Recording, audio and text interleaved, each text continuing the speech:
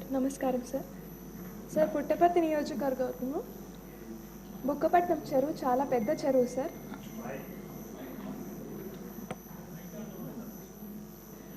Sir దీని capacity వచ్చి 0.5 TMC sir and విస్తీర్ణం వచ్చేసి 2020 acres సార్. ఈ చెరువు పై భాగంలో అరౌండ్ 465.57 acres సార్.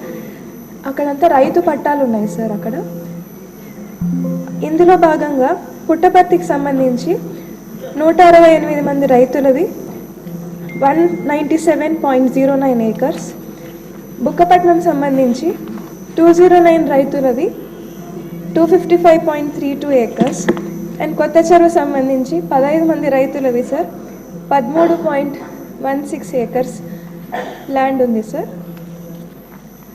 ఈ 3 మండలాలు కలిపి 392 రైతులు సార్. ఇదంతా కలిపితే వాళ్ళవి 465 ఎకరాలు సార్ భూమి.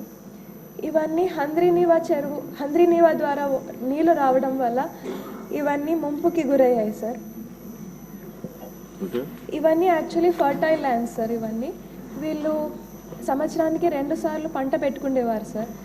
ఇది మునిగిపోవడం వల్ల వీళ్ళకి ఉన్న ఓన్లీ జీవన ఉపాధి అంతా కూడా వెళ్ళిపోయింది సార్ వీళ్ళకి ఇప్పుడు.